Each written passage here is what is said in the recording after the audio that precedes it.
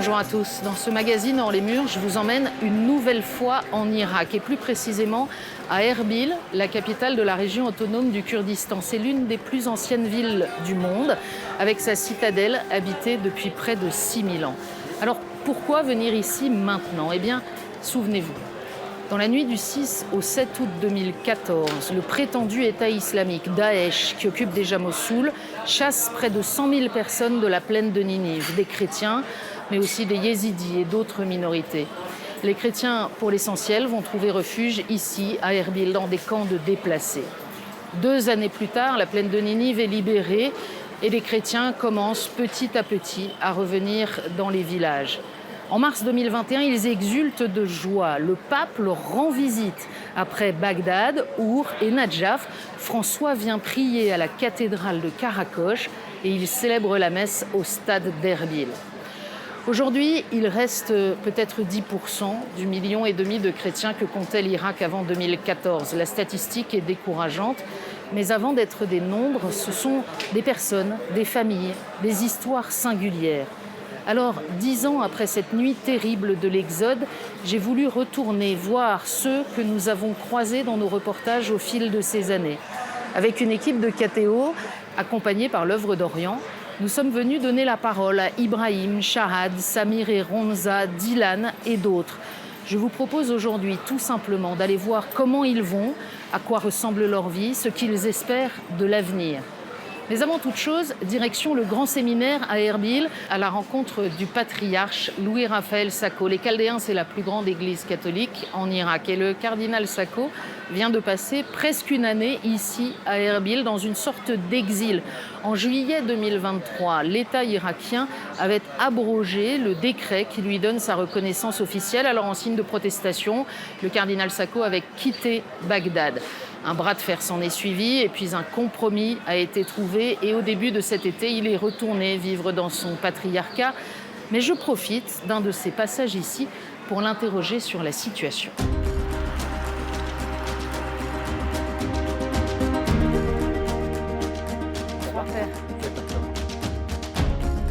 Un peu partout.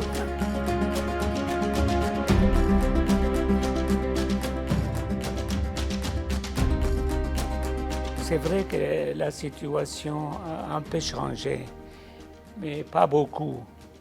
C'est vrai, il n'y a plus de chasse, des maisons, des villages chrétiens comme est arrivé en 2014.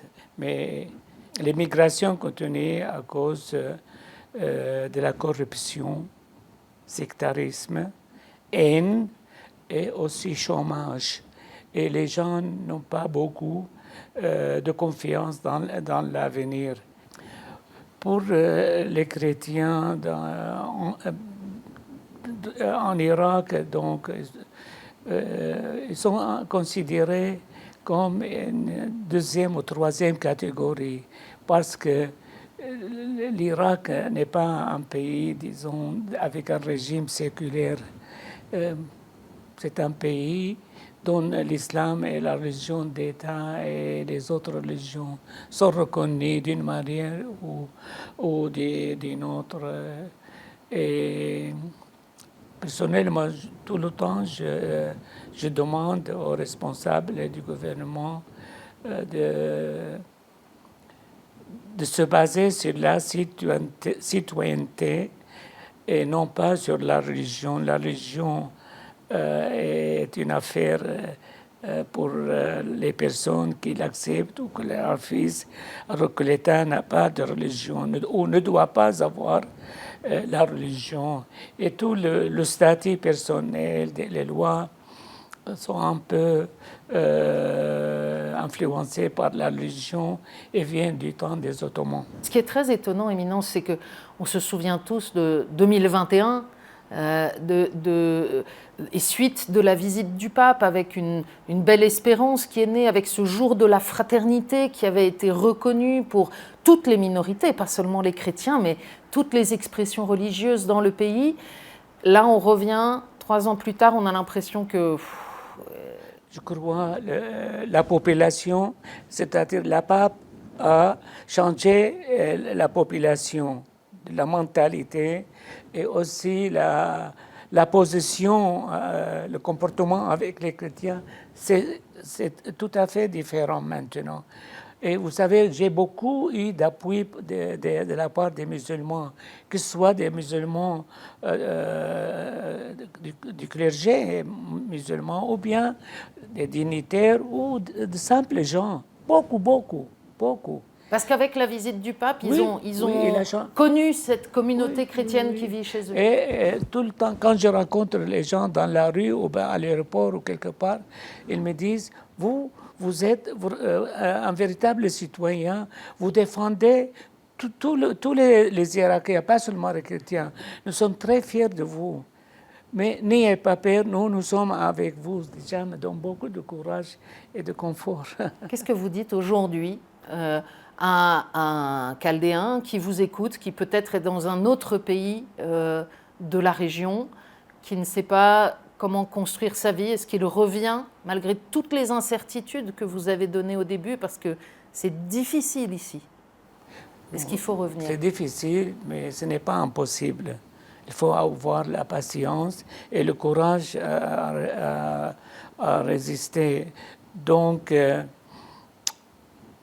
il y a des familles qui retournent et peut-être la dernière fois aussi j'ai dit ça et je le répète, s'il y a un avenir pour les églises orientales, que ce soit les Chaldéens, les Syriaques, ce sont ces pays-là. Pour nous, c'est l'Irak.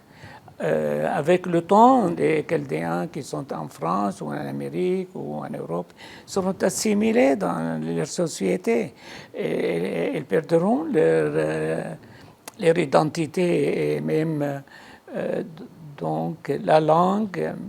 Ils iront, s'ils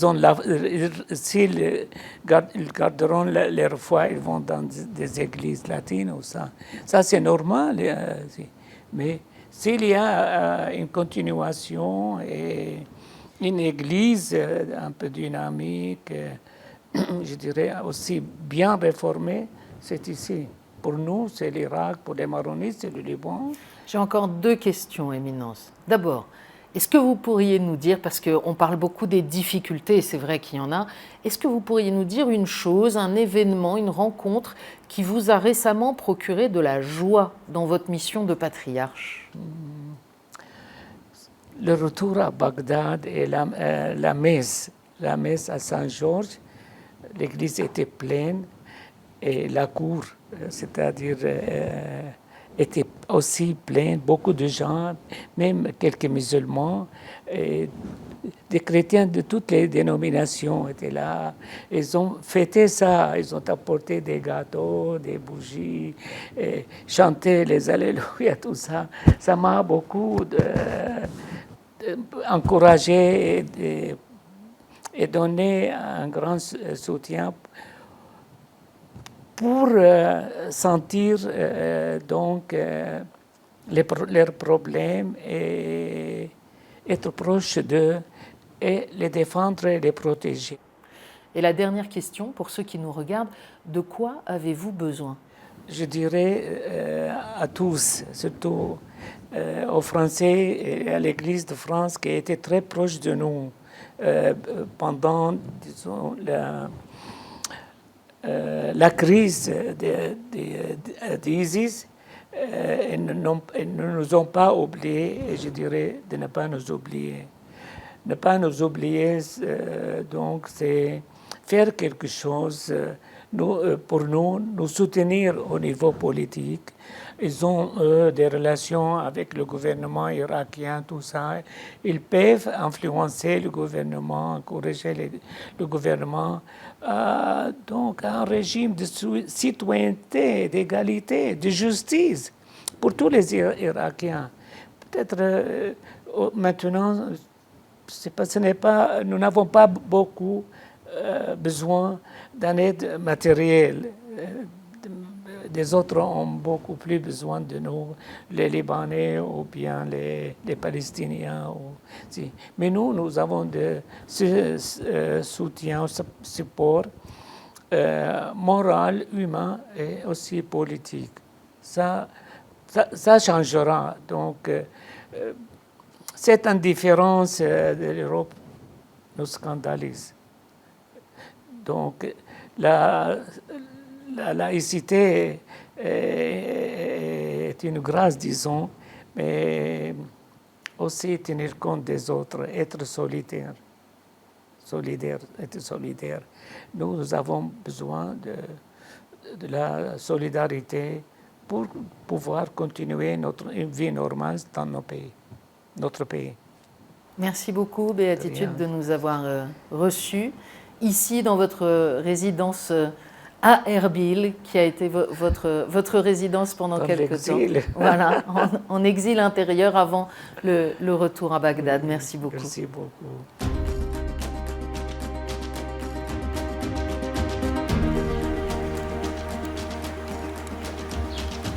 Après cette première visite incontournable au patriarche chaldéen, accompagné par Églantine Gabexialé de l'œuvre d'Orient, il est temps de plonger dans le quotidien des populations. Car paradoxalement, la situation paraît aujourd'hui plus morose qu'il y a quelques années. La crise économique et le chômage font des ravages. La nuit, certaines rues d'Ankawa, le quartier chrétien d'Erbil, accueillent tous les trafics, alcool, drogue, prostitution. Nous nous rendons chez le frère Antoine, un jésuite, directeur du JRS, le service jésuite pour les réfugiés. Le frère Antoine connaît bien les misères cachées. Il nous explique qu'ici, 80% des gens ont une histoire de migration douloureuse. Et cette société orientale dont nous admirons l'hospitalité et le sens de la communauté a aussi son revers. Pas de temps pour soi, pas d'espace pour confier ses états d'âme. Avec l'accumulation des traumatismes, les troubles mentaux augmentent. Le JRS, qui vient en aide à plus de 5500 familles par an, procure une aide administrative, humanitaire, mais aussi le soutien nécessaire de psychologues et de psychiatres. Frère Antoine nous explique également la rupture croissante entre les générations.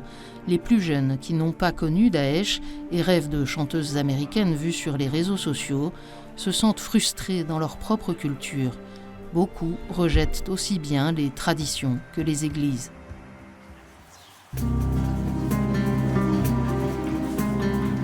Après cette plongée dans la douloureuse réalité, nous avons besoin de remplir un peu notre réservoir d'espérance. Pour cela, notre reporter Ophélie Marien nous emmène prendre des nouvelles d'autres figures incontournables d'Erbil, les journalistes de Radio Al-Salam.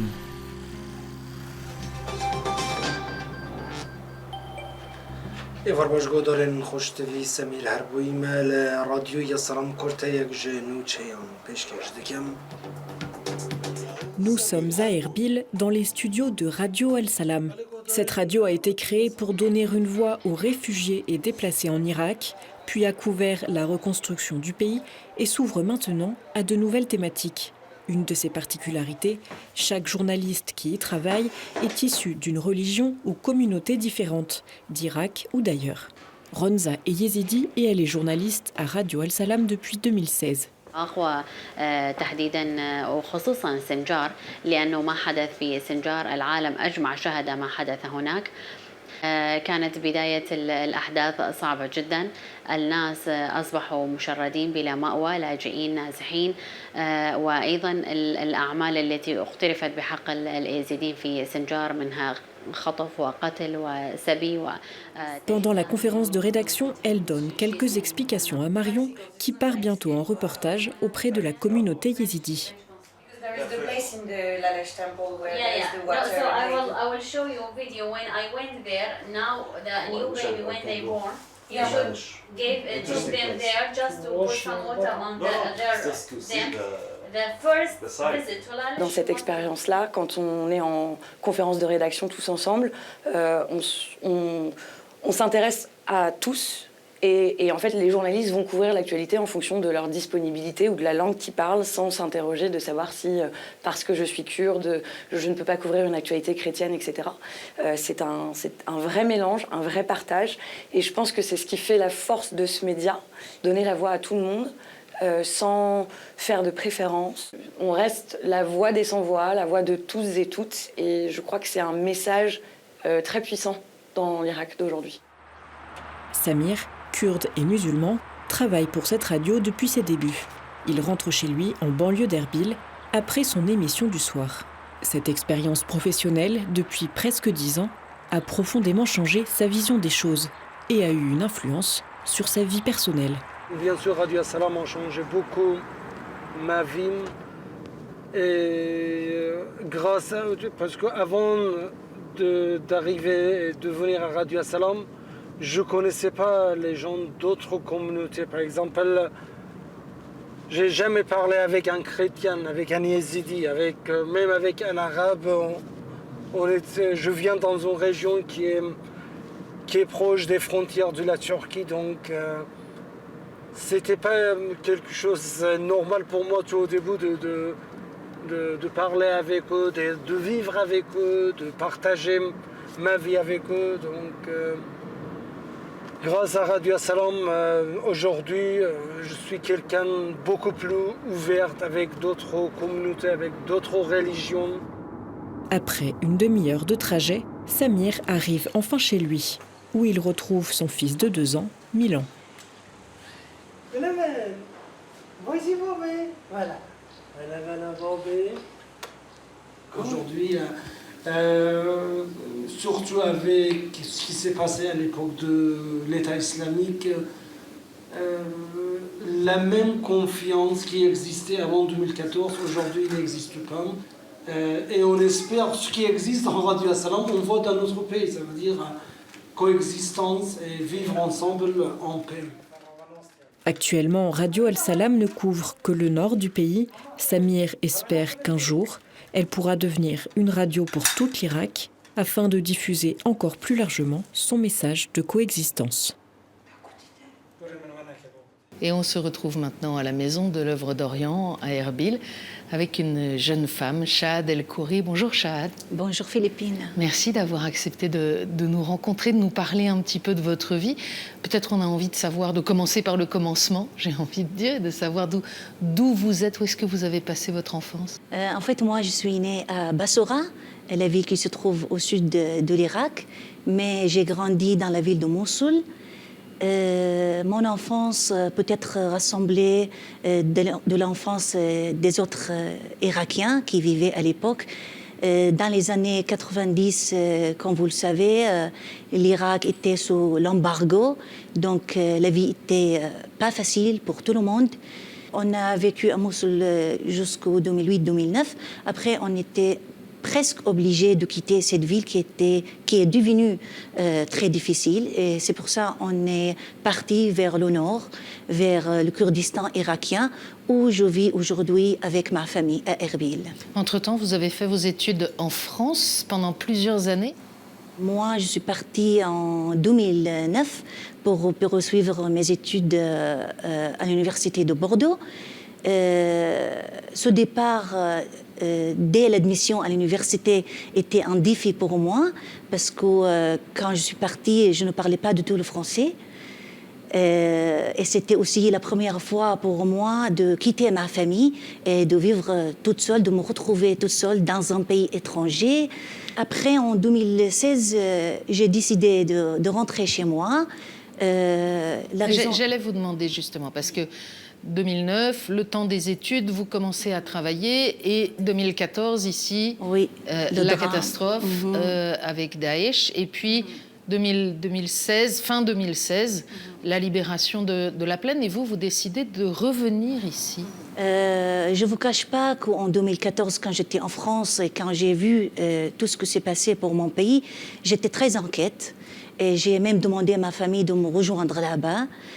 Mais comme vous le savez, ce n'est pas facile de quitter son pays, surtout quand on travaille ici, quand on est bien installé. Donc, pour mon frère et ma sœur, à l'époque, qui avaient tous les deux un bon travail, ils ont trouvé ça un peu difficile. Donc après, moi, j'ai réfléchi et je me suis dit pourquoi ça ne sera pas moi qui rentre pour aussi être avec ma famille, pour des moments difficiles et aussi agréables, parce que j'étais sûre, en fait, que ce drame va un jour se terminer. Quand vous revenez ici après toutes ces années, qu'est-ce qui vous a marqué? En fait, quand je suis revenue en 2016, plus précisément en juillet 2016, j'étais frappée par le nombre des déplacés, réfugiés, des Irakiens, des chrétiens, des musulmans, des Syriens aussi, et le nombre des camps. La première 2 années de mon retour, j'ai travaillé dans un camp qui se trouve à 1 heure de chez moi pour l'aller, et je faisais aussi 1 heure pareil pour le retour. Mais en fait, ce travail m'a beaucoup plu parce que je trouvais aussi qu'en tant que chrétienne, c'était pour moi aussi un service aux gens qui habitaient là-bas. Et ces gens, en fait, étaient des musulmans. Et mon rôle dans ce camp était de faire un peu d'éducation aux enfants et aussi des activités ludiques. Donc, ça m'a beaucoup marqué, mais en même temps, ça m'a beaucoup fatiguée parce que de voir des gens comme ça vivre dans le besoin, c'est vraiment très difficile. Est-ce qu'il y a des défis particuliers pour les chrétiens? Ou est-ce qu'ils ont les mêmes défis que tous les Irakiens? On sait bien que les chrétiens font partie aussi des communautés qui vivent encore aujourd'hui en Irak. Le défi, je pense, pour les chrétiens aujourd'hui et dans les années qui arrivent, je pense que c'est, pour moi, en fait, je pense que c'est la dispersion de la famille. Aujourd'hui, on trouve des chrétiens partout. Et ça, c'est ce que je dis, en fait, c'est ce que je vis aussi moi-même. Parce qu'aujourd'hui, nous, dans la famille, on est 5. Mais j'ai 3 sœurs et frères qui vivent aujourd'hui à l'étranger. Quand je parle de ça, je suis contente pour eux. Et heureusement, je suis quelqu'un qui peut obtenir le visa pour aller les voir, pour quelques pays, pas pour tous les pays où ils sont installés aujourd'hui. Mais je pense que vraiment, ça nous déchire beaucoup. Les chrétiens sont vraiment blessés par ce déchirement familial. C'est le défi, je pense, pour moi, en tant que chrétienne, en tant que personne qui vit ça tous les jours. C'est ça, en fait, le défi le plus grave pour moi. Et pour les autres aussi, je pense qu'il y a l'instabilité, peut-être économique, sécuritaire, parce qu'aujourd'hui, nous ne pouvons pas trop penser à l'avenir. On pourra dire, en fait, qu'aujourd'hui, nous, on vit au jour le jour. Parfois, je dis que c'est bien, nous, on est chrétiens, et le Christ nous a dit que nous, on doit vivre aussi au jour le jour, on ne doit pas trop penser à l'avenir comme les petits oiseaux qui ne trouvent pas à manger, mais c'est le Seigneur qui arrange un peu leur vie. C'est vrai, moi, je suis contente quand je me rappelle de tout ça, mais en tant qu'être humain, on doit aussi penser un peu de notre demain, de notre après-demain. C'est l'être humain, quoi. Merci beaucoup pour votre témoignage, Shahad. Merci à vous Philippines, et merci à KTO, la chaîne que je regardais en France et je regarde toujours d'ici d'Erbil. Merci infiniment. Merci aussi à l'Œuvre d'Orient de nous avoir accueillis ici dans sa maison. Nous allons poursuivre nos discussions avec de jeunes adultes qui ont choisi de revenir vivre ici. Isabelle Caresco s'est allée à la rencontre de Dylan et de ses amis.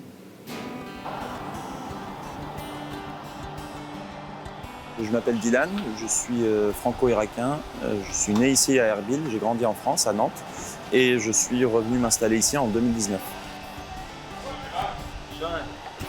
Je suis revenu vivre ici pour pas mal de raisons. D'abord, il y a un attrait naturel, spontané, très simple pour le pays, pour le mode de vie, pour les gens qu'on rencontre ici. Et ensuite, là, une autre raison, c'est l'ambition qu'on a pour le pays, l'envie d'être utile pour la communauté, pour les gens qui nous entourent, et essayer à notre manière, à notre échelle, de reconstruire le pays. L'association Le Retour a été créée il y a 1 an et demi à peu près, vise à aider les Irakiens de la diaspora et notamment les chrétiens, les Assyro-Chaldéens, Syriaques à revenir en Irak. D'abord parce qu'il y a urgence, on a perdu à peu près 90% de notre population ici en 20 ans. Ensuite parce que c'est jamais évident, donc on sait comment partir mais on ne sait pas comment revenir.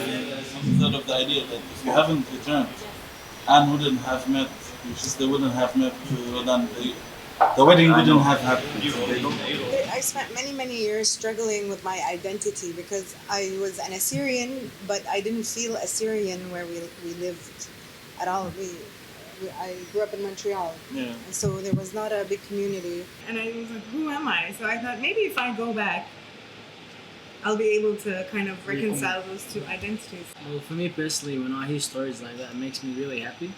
Because this is the kind of courage we need to even if it's not about them coming back, it's about them changing their perspective about what we have here. But there's the political situation, as you said, that could be a challenge. But if everybody thinks of this consciousness that you said, that no, we should stay, we should do whatever we can, even open a business, whatever it is, I think then the country will go forward. In fact, we need the help from our people outside the country more than the ones that are inside the country. But we have a responsibility because we may face the end of Christianity in this region and the end of the Assyrian culture and our language and many things. And I don't feel like I'm unsafe going to the church. But then when you see things that happen like Daesh and everything, there's nothing that guarantees it won't happen again. So I don't think that helps Christians come back to this area. It's so strange that it's been 10 years since that happened. And you remember, Samir, the churches, the schools, the governmental places were packed with people. Everything. And we were packed. helping, going, coming, bringing bringing stuff, water. drop off, food, whatever, supplement. Yeah, and for me, that was the period that when I made more connection with my faith. The first time, it was crazy. I was, what is happening? If there is God, then why is He allowing this? And this, I think, many people ask this question. And then, in a blink of an eye, 4 years passed. I'm more close to the church. I'm very active. I'm practicing my faith. I don't know how it happened, but I don't know. I think we needed God then. How about community is a combination of religion and culture and ethnicity? They're very, very close to each other. So I think overall faith is part of our tradition. We always believe in God, always believe in Jesus. Even if we're far from the church, we always have the faith. So I think that's another beautiful thing we have within the community. But the return caused 2 love stories. So I would like to say cheers to lovely Mesopotamia. Cheers.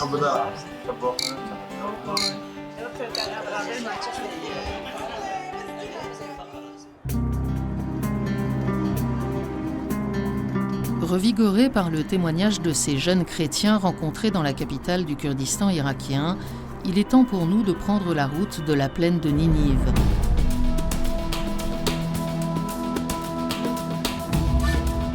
La vie y a peu à peu repris ses droits. Karakosh était la principale ville chrétienne de la plaine. Elle l'est redevenue avec 3 fois moins d'habitants. Sa cathédrale Al-Tahira est un symbole pour nous tous. Nous l'avions retrouvée début 2017, saccagée et brûlée par Daesh qui y avait installé un stand de tir et qui avait méthodiquement détruit tous les symboles chrétiens.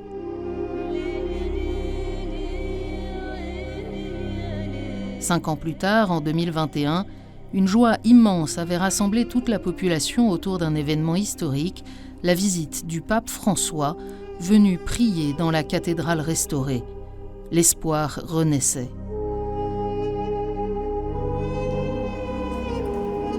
En ce jour d'été à la chaleur écrasante, je retrouve la cour de la cathédrale. La paroisse a souhaité laisser sur un des murs les traces de la barbarie. Et dans un coin, une vitrine, comme un petit musée, est là pour témoigner. Ces pierres nous racontent en partie les tribulations de l'histoire, mais ce sont des personnes que nous sommes venus voir. Ibrahim Lalo, par exemple, père et grand-père, diacre et artiste peintre, nous l'avions rencontré alors qu'il était délégué au camp de déplacés d'Achti 2 à Erbil. Nous l'avons revu à plusieurs reprises au fil des années. Aujourd'hui, c'est Ophélie Marien qui se rend chez lui, à Bartella.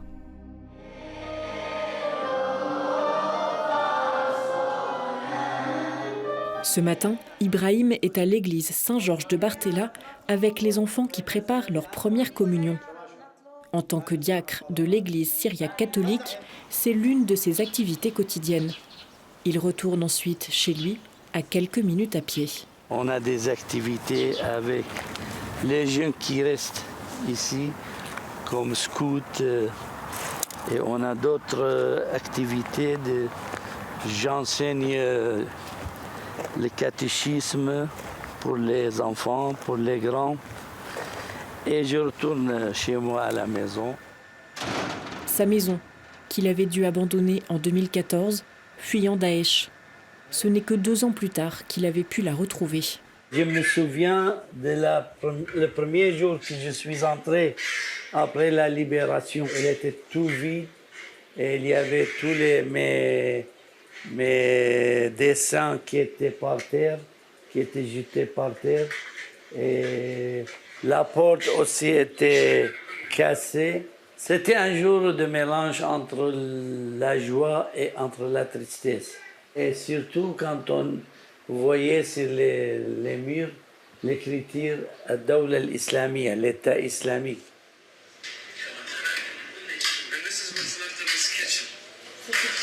Ça, c'est la cuisine. Et puis par la fenêtre, ils ont frappé des comment on appelle, des fusils. On les a laissés comme ça.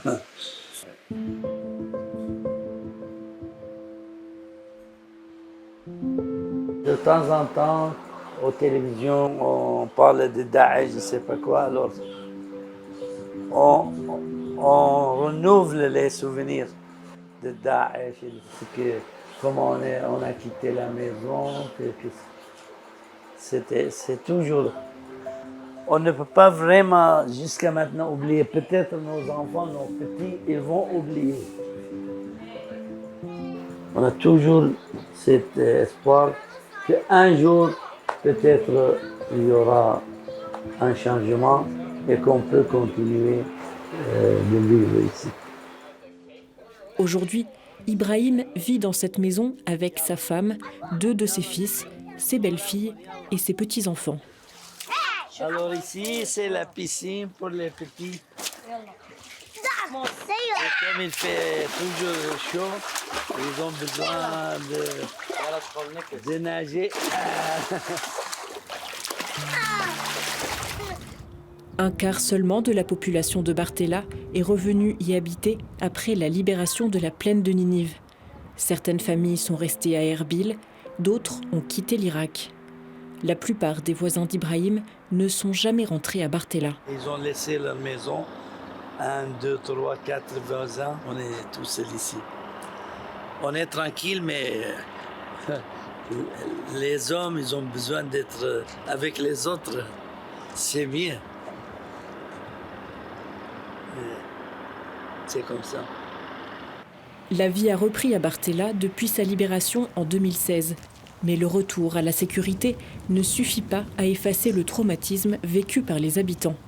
À l'heure des vêpres, la communauté syriaque catholique se rassemble à l'église. Leurs prières s'élèvent sous un tableau de Saint-Georges, brûlé par Daesh et restauré depuis, installé ici comme un signe d'espérance.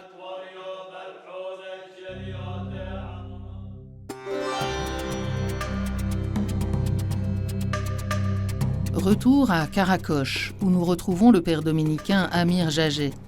Natif de la ville où il a grandi, il vit actuellement au couvent dominicain de Bagdad. Il est directeur de l'Académie de Bagdad pour les sciences humaines et membre fondateur du Conseil irakien pour le dialogue interreligieux. Il est aussi spécialiste de la place des femmes dans les églises d'Orient. Coïncidence providentielle, il est justement de passage chez sa nièce, seul membre de sa famille qui vit encore en Irak. Père Amir, peut-être la première question, puisqu'on se retrouve ici à Karakosh, alors que vous êtes normalement à Bagdad.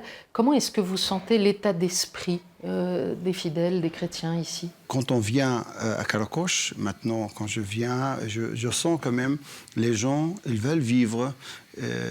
Par exemple, hier soir, quand je suis arrivé, je suis allé dans un restaurant avec ma famille, avec ma nièce, et j'étais content de voir les restaurants pleins et les gens veulent sortir avec leurs enfants, de vivre. Et ça, c'est quelque chose de positif. Je trouve quand même c'est un signe d'espoir. Pour moi, c'est malgré tout, malgré les difficultés, on voit des signes d'espoir.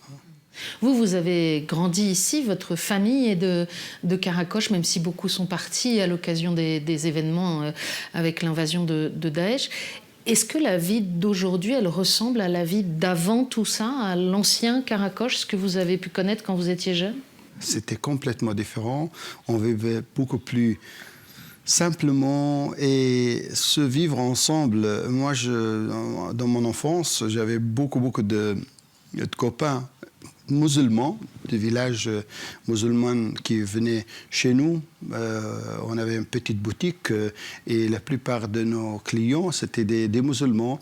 Et donc, moi, je passais des jours, des fois, avec ces familles-là, parce que c'était des amis, on ne pensait même pas s'ils sont musulmans, etc. Tout ça, après le changement, il y avait malheureusement une vague noire. Ce tunnel noir qu'on a passé, on voyait l'autre comme un ennemi. Malheureusement, c'est-à-dire on se méfiait, on commençait à se méfier avec les autres, etc. Et ça, c'est douloureux.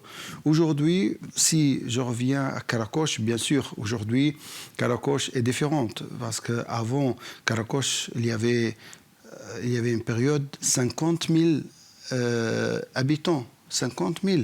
Aujourd'hui, il y a à peine 20 et 25, et ça, c'est grâce à Dieu, grâce à l'Église, vraiment, qui a encouragé les gens à revenir, etc., malgré l'exode, malgré les difficultés. Mais je pense qu'aujourd'hui, malgré tout ce qu'on a vécu, il reste l'espoir. Pourquoi? Parce qu'en fait, ces jeunes-là, ils sont quand même attachés à leur Église, malgré les querelles, malgré les guerres, malgré la violence et malgré même les problèmes qu'on a eus, même à l'intérieur de l'Église irakienne. Et ça, bien sûr, c'était aussi douloureux pour beaucoup de gens, mais quand même, je pense que même l'esprit qui règne, quand même, c'est l'esprit de l'espoir, parce que les jeunes, ils veulent. Aujourd'hui, on voit de plus en plus, par exemple, des mariages, c'est-à-dire des couples qui se préparent maintenant, surtout pendant la période de l'été. Il y a beaucoup de mariages. Et quand il y a beaucoup de mariages, ça veut dire qu'il y a beaucoup d'espoir, il y a beaucoup de vie, beaucoup de... On a confiance dans l'avenir, on va construire quelque chose. Exactement.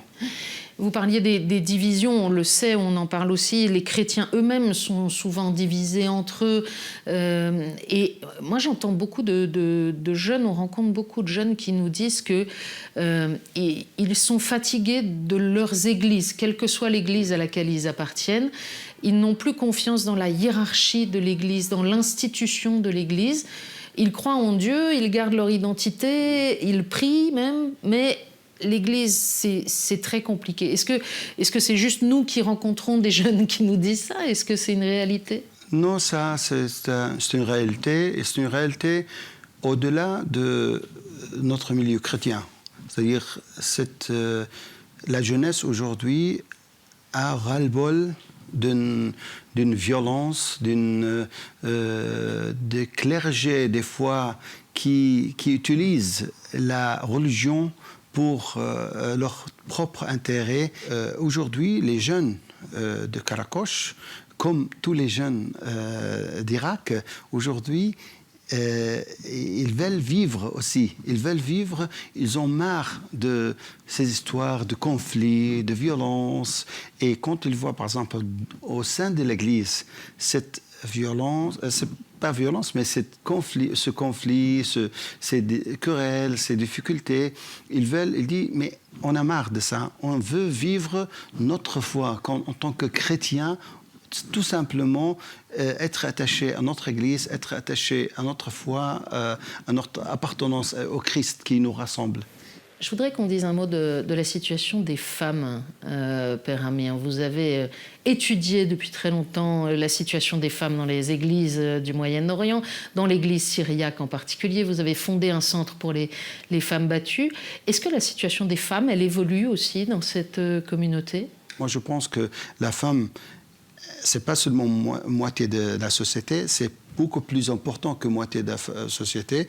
Et aujourd'hui, l'Église, elle doit jouer un rôle important à encourager et à donner et à valoriser la place de la femme, parce que c'était ça dans la société, même au début de l'Église, au 5e, 6e siècle, dans cette région-là, la femme avait une importance quand même capitale, parce que la femme elle jouait un rôle comme que ce soit comme diaconesse à côté de diacre pour aider l'évêque, ou que ce soit aussi dans la société comme Bnat Qiyama, les filles de pacte, les filles de l'alliance, qui jouaient un rôle dans la société pour enseigner les enfants, les femmes, dans l'Église, ils avaient joué un rôle très très important. Et aujourd'hui, il y a une tendance à l'Église irakienne. Le patriarche Sako a relancé dans l'Église chaldéenne l'ordre de Bnat Qiyama, donc les filles de pacte ou les filles de l'Alliance. Et ça, je trouve des bons signes. Et c'est très important d'avoir... et aujourd'hui, par exemple, ici à Karakosh, il y a beaucoup d'activités pour les femmes. Il y a des activités pour les femmes, mais est-ce que dans la vie de l'Église, dans le fonctionnement de l'Église, on entend aussi la voix des femmes? Est-ce qu'elle, parce que nous, on a l'image d'une Église quand même très cléricale. Est-ce que les femmes peuvent contribuer à la réflexion sur la vie de la communauté? On n'a pas encore ça, mais je pense que le chemin, de 1000 pas, ça commence avec le premier pas. Et je pense qu'il faut encourager, et ça, je pense que Saint-Père Pape François, je pense, il est très attentif à ça.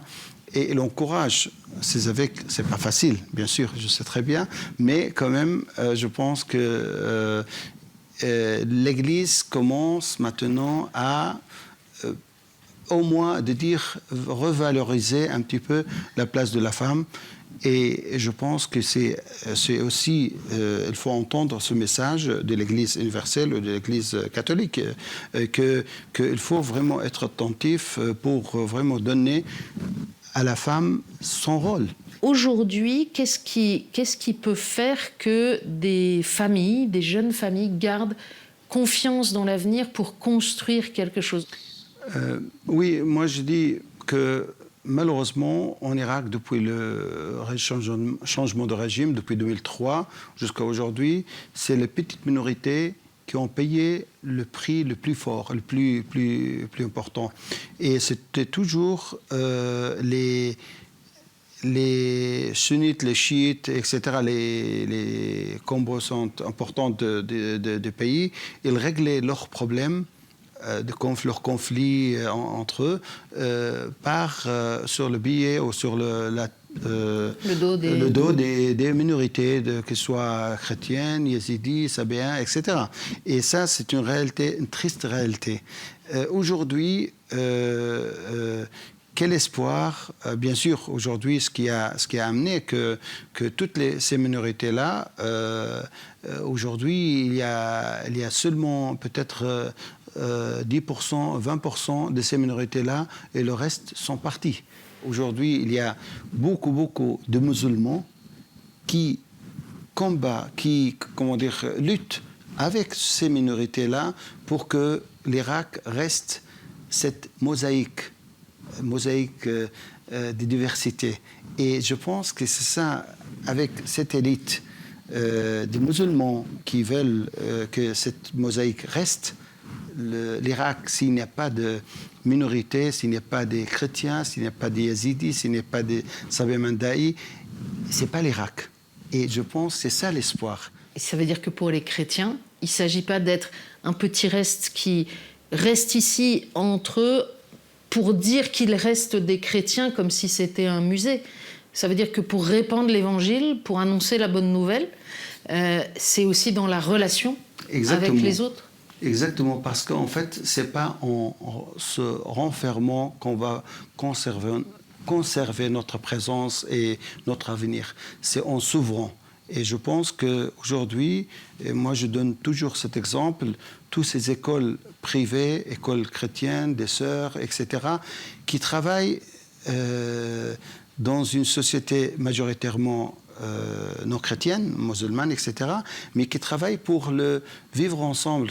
Quand ces enfants ils vivent ensemble et cohabitent ensemble, et je pense que c'est ça l'espoir. Et je pense qu'aujourd'hui, l'espoir des chrétiens, l'espoir de la présence chrétienne en Irak, il n'est pas en s'enfermant sur soi-même, parce qu'on va mourir si on s'enferme. Il faut s'ouvrir et s'ouvrir vers la société. Il faut être, comme chrétien, il faut être acteur dans la société irakienne pour pouvoir vraiment garder notre présence en Irak. Merci beaucoup. Merci de nous avoir accueillis.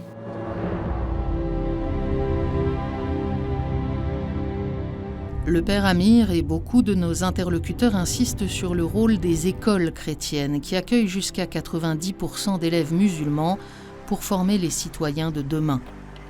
Des écoles souvent tenues par des religieuses que rien n'arrête et qui gardent l'espérance chevillée au corps. Isabelle Karaïskos a pu rencontrer les sœurs du Sacré-Cœur de Jésus qui portent un projet un peu fou. Dans la banlieue chrétienne d'Erbil, l'un des couvents des filles du Sacré-Cœur de Jésus. Une congrégation fondée en Irak il y a plus d'un siècle. Après les exactions de Daesh en 2014, notamment à Mossoul où se trouvait l'un de leurs couvents, sœur Samar, la mère supérieure, a dû accueillir à Erbil plusieurs sœurs de la congrégation. Elles n'en sont pour l'instant jamais reparties. En plus des vivantes, ce sont aussi les reliques d'une sœur martyre, sœur Cécilia, qui ont dû être abritées ici. Sister Cecilia was born in north of Iraq and now proclaimed a service of God. Sœur Cécilia fut tuée en 2002 à Bagdad par un fondamentaliste wahhabite. La tombe de la sœur martyre qui se trouvait au couvent de Mossoul a été détruite, mais l'ensemble des reliques ont été récupérées par les sœurs. Our church, Chaldean Church, is named Church of the Martyrs. But now we have a hope, so we have also a martyr as a saint. Un espoir qui aujourd'hui pour les sœurs passe avant tout par l'éducation. Au couvent d'Erbil, la congrégation accueille une école maternelle qui compte plusieurs centaines d'enfants de toutes confessions. Alors pour retourner à Mossoul, les sœurs ont lancé un pari un peu fou. Celui de fonder sur les ruines de leur ancien couvent détruit par Daesh une nouvelle école. À Mossoul, comme sur plusieurs lieux sensibles, l'armée quadrille strictement l'ancien couvent du Sacré-Cœur de Jésus. I came here many times, but every time I came here, I feel so sad. Yeah. But also, I say to you, I have hope. I have a dream to be this places one of proclaim peace and love. This is from Daesh. Il y a exactement 10 ans, le 10 juin 2014, Daesh pénétrait dans Mossoul. 4 jours plus tard, les sœurs fuient du couvent pour Al-Kosh, puis vers Erbil. Les milices de Daesh feront du lieu une prison pour femmes yézidis. Mossoul verra fuir la quasi-totalité de ces chrétiens, qui ne reviendront pas. البناء مو مشكلة، المشكلة عند الإنسان. أهل الموصل هسه متشوقين، يعني إذا كل يوم واحد يقول لي أنا من نشاط الخوات بالميدان، يعني يقول لك حسيت شوية رجعت للأمان. Revenir à Mossoul, dans cette ville aujourd'hui encore parfois hostile aux chrétiens. Pour Sœur Samar, il n'y a qu'une seule voie possible pour y parvenir, l'école. It's so difficult for us because here is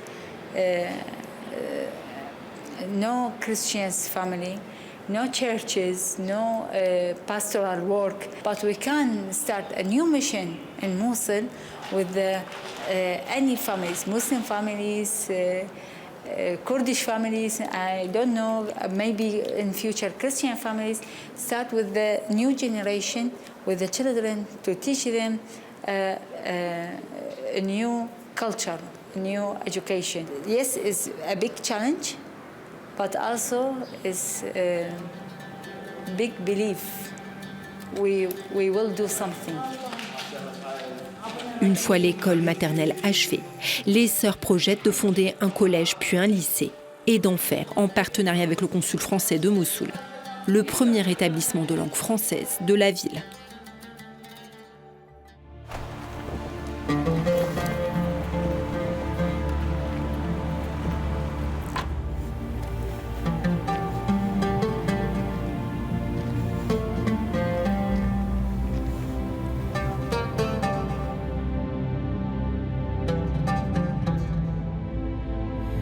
Au terme de cette émission, on se retrouve ici. Ça a l'air d'être un terrain vague, mais ici, c'était le camp de Hachti 2, l'un des plus grands camps de déplacés. Entre 2015 et 2017, il y avait autour de 7000 personnes qui vivaient là, dans des baraquements.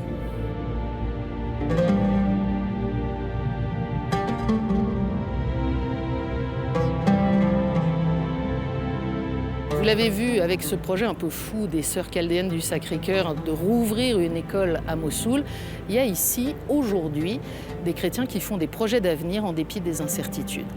Il y a surtout des chrétiens qui vivent là, au jour le jour, avec les 50 degrés l'été, les températures glaciales en hiver, au cœur de ce pays si riche en histoire et en ressources et tellement abîmé par les guerres, les conflits et la corruption.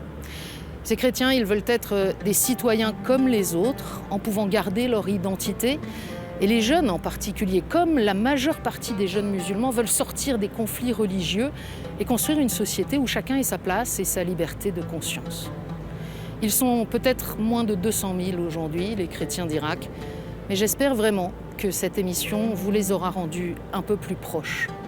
Je ne voudrais pas terminer sans remercier ceux qui ont rendu possible ce magazine, l'équipe de KTO qui l'a préparé à Paris, ceux qui sont venus ici en Irak avec moi, Ophélie Marien, Isabelle Karaïskos, Alix Bonneton et Steven Martin. Merci aussi à l'œuvre d'Orion avec qui nous avons conçu ce programme et tout spécialement à Églantine Gabexialé qui nous a accompagnés. Et puis surtout, merci de tout cœur à celles et ceux qui nous ont ouvert leurs portes et qui ont accepté de nous parler de leur vie. Le patriarche chaldéen Louis-Raphaël Sacco, Ronza et Samir et toute l'équipe de Radio Al-Salam. Merci à Shahad Al-Khouri, à Dylan et ses amis, au père Antoine du JRS, à Ibrahim Lalo, au frère dominicain Amir Jagé, et puis à sœur Samar et aux sœurs du Sacré-Cœur. 10 ans après Daesh, n'oublions pas les chrétiens d'Irak.